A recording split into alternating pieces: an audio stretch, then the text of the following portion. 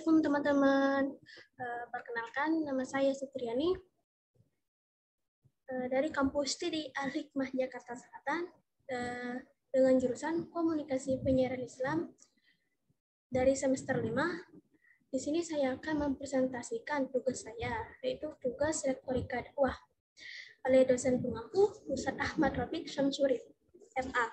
Dan di sini saya akan menjelaskan materi yang mengenai makna ilah atau kandungan kata ilah. Kata ilah terdiri atas 3 huruf ya teman-teman, yaitu alif, lam, dan ha. Dan di sini kita ketahui kalau merujuk ke kamus besar bahasa Arab, maka alihah itu memiliki beberapa arti. Di sini ada 5 ya teman-teman, yaitu 1, tenang atau tentram, sakana ilai, yaitu sehingga kita merasa asyik dengannya dan enggan meninggalkannya. Karena apa? Karena kita merasa tenang atau tentram dengan Allah atau dengan ilah tersebut. Jadi alihah itu artinya sesuatu yang membuat kita merasa tenang atau merasa tentram ya teman-teman. Terus memohon perlindungan. Istajara bih. Di sini saya jelaskan sedikit, yaitu memohon perlindungan. Kita merasa berlindung dengannya karena kagum kepadanya, yaitu dengan kagum terhadap kekuatannya, kehebatannya, dan kekuasaannya, teman-teman. Terus yang dituju karena rindunya, ishtaqa ilai, yaitu karena kita merasakan bahwa kebesaran, bahwa keberadaannya memberikan kita rasa tentram dan aman, sehingga kita selalu ingin dekat dan ingin berusaha dekat dengannya. Jadi itulah makna dari kata ilah itu, teman. Terus paling cintai atau dirindukan. Nah, paling cintai atau dirindukan yaitu sangat mencintainya dengan sepenuh hati atau dengan setulus hati kita ya teman. Mengabdi. Nah, sini mengabdi kepadanya, kita harus siap dengan mengorbankan mengorbankan apa saja kepadanya atau alihah tersebut. Alihah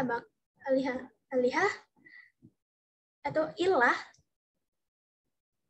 bahkan perlu jiwa dan raganya dikorbankan demi cinta yang menenteramkan dan melindungi yang ia rindukan ya teman-teman.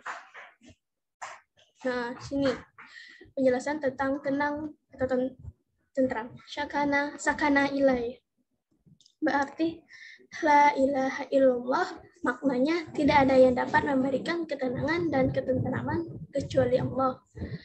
Seorang muslim harus yakin bahwa tidak ada yang dapat menenangkan dan menenteramkan kecuali menjalin hubungan dengan Allah.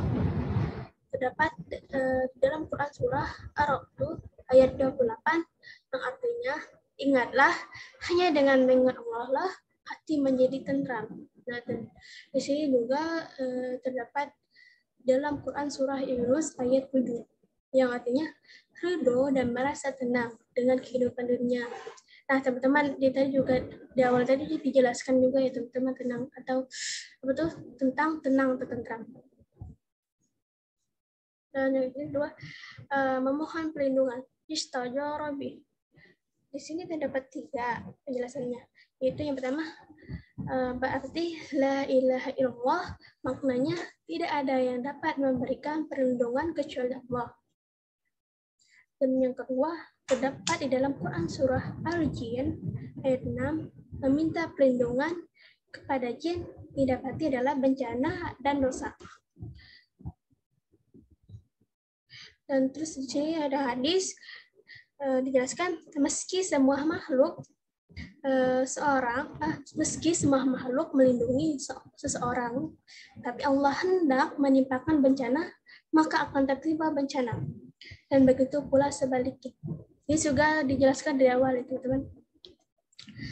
Yang dituju karena rindunya. Ishtaqa ilai. 1, berarti la ilaha illallah, maknanya tidak ada yang dituju karena rindunya kecuali Allah ya teman-teman. Terus kedua, Allahu ghayatuna. Allah tujuan kami. Berarti kita hanya tujuan kita itu hanyalah kepada Allah ya teman-teman. Terus yang ketiga terdapat di dalam Quran Az-Zariyat ayat 50 dan 51 yang itu larilah kamu menuju Allah. Nah, kalau lari tabiatnya muka ke depan dan tidak berpaling ke kiri ya teman-teman dan ke kanan. Terus jangan terbuai dengan dunia dan orang lain. Jangan dunia ya teman-teman. Terus yang keempat terdapat di dalam Quran surah Al-Kahfi ayat 28 yang artinya janganlah kedua matamu berpaling dari mereka. Di sini juga sudah dijelaskan di awal ya teman-teman. Paling dicinta atau dirindukan. Yang lebih. Yang pertama berarti la ilaha illallah, maknanya tidak ada yang dicintai atau dirindukan kecuali Allah. Dan yang kedua, boleh kita cinta anak, harta, dan yang lainnya. Tapi yang paling dicinta itu ya harusnya Allah, ya harus Allah ya teman-teman. Dan yang ketiga, terdapat di dalam Quran surah Al-Baqarah ayat 165 yang artinya kecintaan seorang mukmin kepada Allah harus sangat cinta. Bukan sama cintanya dengan kepada selainnya. Dan di sini kenapa cinta tertinggi harus kepada Allah tuh? Nah, di sini ada jawabannya ya teman. Karena tabiat cinta itu menuntut pengorbanan. Di sini harus ada pengorbanan ya teman-teman. Dan menuruti tuntutan anak, istri, dan lainnya tidak boleh bertentangan dengan Allah. Mengabdi. Nah, di sini arti ilah yang merangkum semua arti ilah di atas ya teman-teman. Nah, karena mengabdi berarti merasa tenang. Kita merasa tenang, kita merasa tenang dan asik bersamanya. Dan meminta perlindungan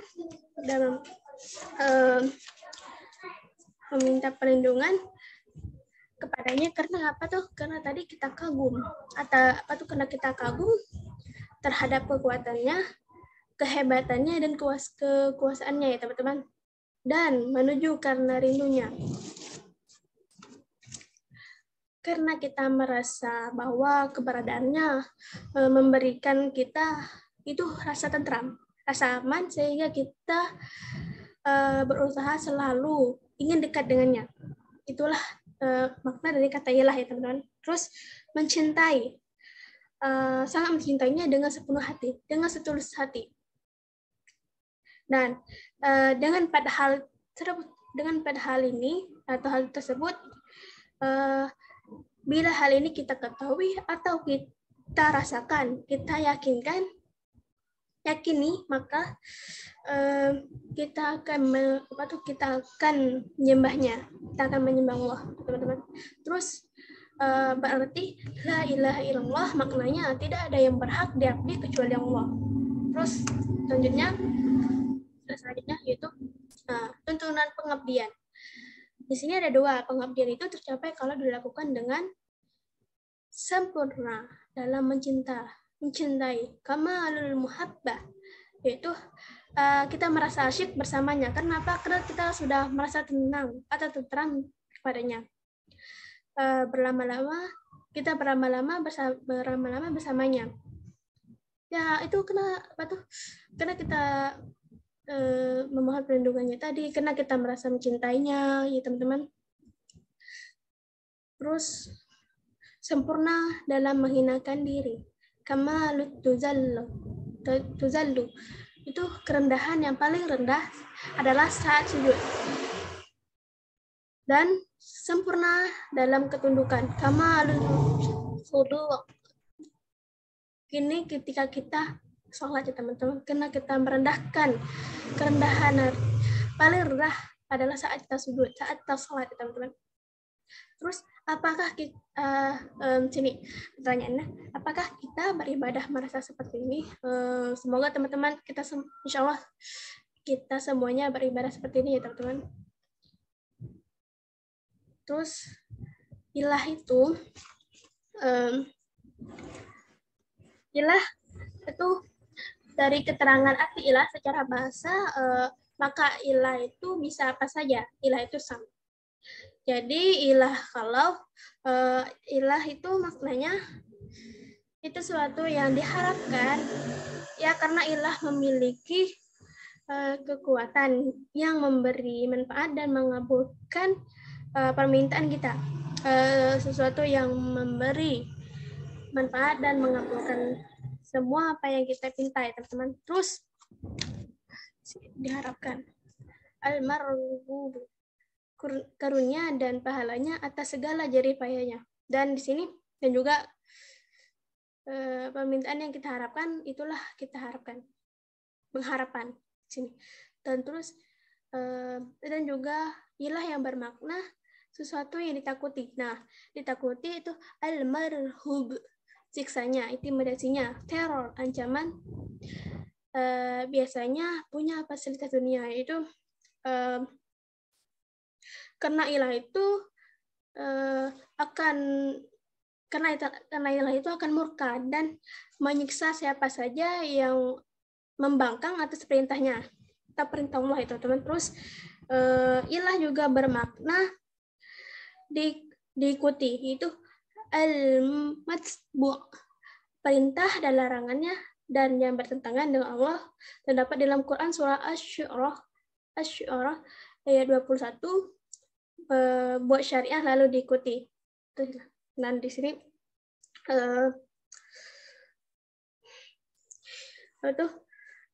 karena ilah yang bermakna suatu yang diikuti karena petunjuknya itu adalah hal yang benar, ya teman-teman, dan menjamin keselamatan.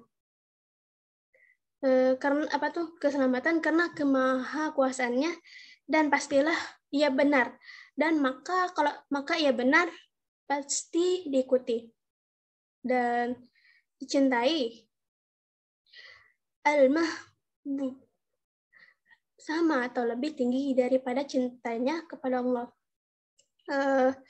Yang keempat ini itu maknanya itu sesuatu yang dicintai karena rahmat dan cintanya dari ilah amat besar dan dibutuhkan kepada hamba-hambanya, yaitu memberi tidak pernah henti, tiada habis-habisnya. Karena apa?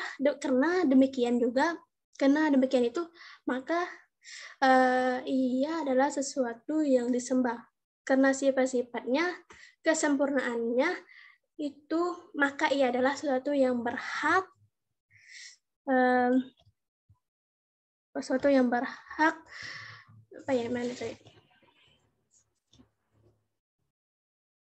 yang berhak disembah ya teman-teman. Terus menurut Ibnu Taimiyah itu artinya segala yang digandungi hati dengan segenap kecintaan, pengagungan, penghormatan, kemuliaan, dan harap, cemas, dan sederajat dengan itu. Nah, pengabdian kepada Allah. Pengabdian hanyalah kepada Allah saja, karena di sini terdapat ada 3, yaitu Allah pemilik otoritas, Allah pemilik ketaatan, dan Allah pemilik kedaulatan. Allah pemilik otoritas. Allah pemilik otoritas. Sohibul wi'ayah. Satu, hak memerintah dan memimpin ada di tangan Allah, bukan yang lain. Dan yang kedua, terdapat di dalam Quran surah Al-A'raf ayat 54 yang artinya, ingatlah menciptakan dan memerintah hanyalah hak Allah. Dan yang ketiga, terdapat di dalam Quran surah Al-A'raf ayat 196 yang artinya, sesungguhnya perlindunganku ialah Allah yang telah menurunkan Alkitab, itu Al-Quran, yang kita baca ya teman-teman. Terus dan dia melindungi orang-orang yang soleh. Terus yang keempat, kalau ada manusia yang mengaku punya otoritas atau yaitu merebut itu syirik ya, sama dengan syirik. Dan Allah memiliki ketaatan. Sohibut ta'ah. Satu, ketaatan yang utama adalah taat kepada Allah, terdapat di dalam Quran surah An-Nisa ayat 59. Dan yang kedua, ketaatan kepada Rasul. Kenapa? Karena Rasul tidak pernah maksiat kepada Allah, sehingga nilai ketaatannya sama, yaitu terdapat dalam Quran surah An-Nisa ayat 80. Dan yang ketiga, ketaatan kepada ulil amri. Punya syarat. Ulil amri itu taat kepada Allah. Di sini terdapat ada surah, bukan apa tuh? Tidak ada ketaatan dan maksiat, tidak ada ketaatan dalam maksiat. Ketaatan itu hanya kepada masalah ma'ruf, itu muttafaq alaih. Nah, di sini penjelasan selanjutnya, Allah memilih kedaulatan. Kedaulatan ada di tangan Allah, yaitu terdapat di dalam Quran surah Al-Imran ayat 57 dan juga terdapat di dalam Quran surah Yusuf ayat 40 dan 67. Inil hukmu ilillah, yaitu menetapkan hukum itu hanyalah hak Allah. Yang selanjutnya, kedaulatan rakyat bermakna satu, bagaimana umat Islam sebagai mayoritas mendapatkan aspirasi-aspirasi yang Islami, dan selanjutnya memastikan bahwa negara ini adalah negara hukum, sehingga hak-hak terlindungi sesuatu yang tujuan sehingga hak-hak terlindungi sesuai tujuan syariat. Selanjutnya, ilah satu-satunya Allah Subhanahu wa Ta'ala. Yang kita berikan cinta yang sempurna, penghinaan diri yang sempurna, ketundukan yang sempurna hanyalah Allah. Yang memiliki otoritas, ketaatan dan kedaulatan hanyalah Allah saja. Terdapat di dalam Quran surah Toha ayat 14, aku Allah, maka sembahlah aku. Nah, di sini terdapat dialog Rasulullah SAW dan Banu Syaiban. Itu yaitu yang berbunyi, Banu Syaiban bertanya, kepada apa kamu menyuruh kami, wahai saudaraku Quraisy? Dan Rasul menjawab, aku menyuruh agar kalian mengatakan la ilaha illallah. Dan Banu Syaiban berkata, kalau begitu, kamu akan diperangi bangsa Arab dengan Arab. Kalau dengan Arab kami berani, tapi dengan Persia tiada ampun. Dan Rasul menjawab, kebaikan bagi kalian kalau kalian menerima, dan keburukan bagi kalian jika kalian menolak. Sesungguhnya Dia Allah tidak akan menolongnya, kecuali yang meliputi seluruh sisi-sisinya. Alhamdulillah, cukup sekian penjelasannya. Semoga bermanfaat. Jika ada kekurangan, saya mohon maaf. Dan sesungguhnya kesempurnaan itu hanyalah milik Allah. Wassalamualaikum teman-teman.